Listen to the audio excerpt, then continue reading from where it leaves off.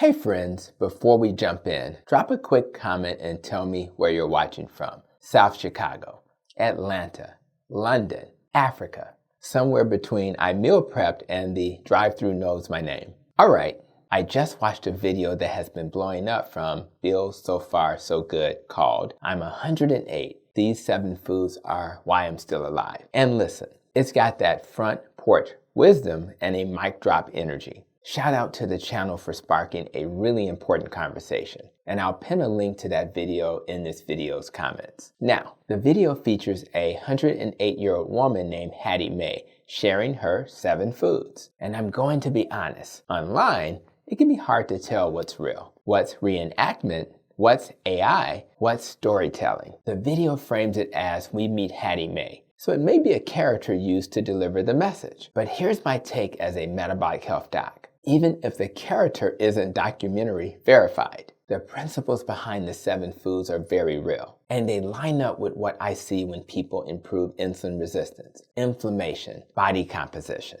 energy, and their brain health. And here's what I love most. This is not a diet wars video, because yes, I'm carnivore, and yes, many of my patients are keto, and yes, I also have patients who are plant-forward or vegetarian, who thrive when they stop living in the ultra-processed food theme park. So my message today is permission. Permission to stop being scared of real food. Permission to stop treating saturated fat like it's a wanted criminal. And permission to understand the mechanism. The why. So you're not just copying a food list, you're rebuilding your health from the root. Let's break down Hattie Mae's 7 foods, and I'll tell you what I think is going on under the hood. And somewhere about a third of the way through, if you're getting value, hit like, subscribe, and share it with someone who's still afraid of egg yolks like they're radioactive. Deal? Alright, food number 1.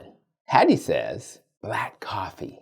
Now look, coffee isn't required for health. But mechanistically, coffee has a few things going for it. 1. Caffeine can increase alertness and improve perceived energy and performance. 2. Coffee contains a large number of bioactive compounds, polyphenols, and antioxidants that can influence inflammation and oxidative stress. But here's the clinical reality. Coffee is either a tool or a sugar delivery device. If your coffee is basically dessert in a cup, sweet syrup, whipped topping, and a pastry on the side, then no, you're not doing longevity. You're doing a glucose roller coaster with a lid. Hattie's point was simple. Drink it black and don't add the junk. And from a metabolic health standpoint, I agree with the spirit of that message. Food number 2, berries. Now, I'm carnivore, but I'm not here to pretend berries are the devil. If someone is keto and metabolically struggling, berries are often one of the best fruit options because they're relatively lower glycemic compared to many fruits. And they're rich in polyphenols, those colorful plant compounds that can support vascular function and help tamp down inflammation. Translation, berries are like the plant world's small but mighty, not a gallon, not a smoothie bowl the size of Lake Michigan, a handful. That's the difference between nutrition and now you're back to cravings. Food number 3,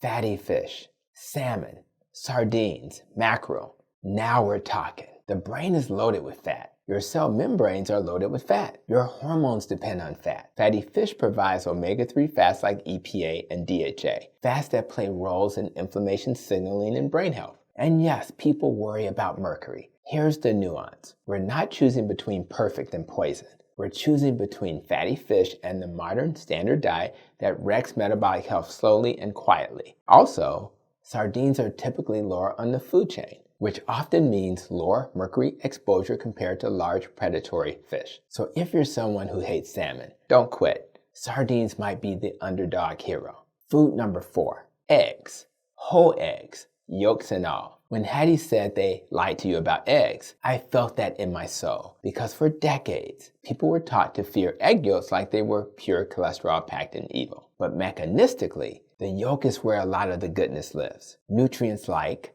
choline, fat-soluble vitamins, and more. Now, do eggs work for everyone? Not always. Some people have sensitivities. But for many, eggs are a high-quality, nutrient-dense food that supports satiety and stable blood sugar. And that's a big deal. Stable blood sugar leads to stable mood. Stable blood sugar leads to fewer cravings. Stable blood sugar leads to less why am I in the pantry again behavior. Food number 5, red meat. And this is where my people start standing up like it's Sunday morning. Hattie celebrates red meat, especially the ideal of meat from animals that actually live like animals. Now, mechanistically, red meat is nutrient dense. Iron, B12, carnitine, creatine, zinc, amino acids, the building blocks. And here's what I see all the time. People come in exhausted, craving, struggling to lose weight, struggling with weakness, and they're eating healthy according to modern rules. Lean chicken breasts, protein bars, and plant-based products made in a lab with 47 ingredients. Then they wonder why they feel terrible. Sometimes it's not aging, it's malnourishment hiding in plain sight. Red meat, especially when it replaces ultra-processed carbs, can be a powerful part of a metabolically healthy pattern. Food number 6, fermented foods, sauerkraut, pickles, buttermilk. Now, I'm carnivore. I'm not personally living on sauerkraut, but the concept matters. Your gut is not just a tube, it's an ecosystem. Fermented foods can introduce compounds and microbes that may support gut function. And the gut communicates with the immune system, brain, and metabolism. So if someone is keto, plant-friendly, or a mixed diet, and fermented foods sit well with them, this can be a smart tool. And yes, I said it, if they sit well, because some folks with histamine issues or gut sensitivity may need to be cautious. Food number 7, cocoa. Hattie specifically mentions raw cocoa and even brings up PQQ and mitochondria, basically saying it helps wake up cellular energy. Now here's the truth. Cocoa contains flavonols that have been studied for cardiovascular and inflammation-related benefits, including in large trials of cocoa extract supplementation. And on the PQQ point, PQQ has been described in the scientific literature as present in certain foods, including cocoa powder, though amounts may vary and the research around supplementation versus food sources is still evolving. So my doc reaction is, cocoa can be beneficial, but don't turn it into a sugar bomb. Because if your cocoa comes as a candy bar with caramel, nougat, and a side of regret, then we lost the plot. Now let me zoom out, because this matters more than the individual list. What do these 7 foods have in common? They're mostly minimally processed, they tend to support satiety, they're nutrient dense. They don't scream blood sugar spike, and they fit into a bigger lifestyle that Hattie also hints at. Purpose, faith, relationships, a reason to get up in the morning. Now I want to add something important because I get asked this all the time. Dr. Hampton, are you saying plant-based people can be healthy too? Yes, they can. Just like animal-based people can be healthy too. What I care about is metabolic health. Insulin resistance is a root cause for so much suffering. Type 2 diabetes, fatty liver, visceral fat, cardiovascular risk, brain decline.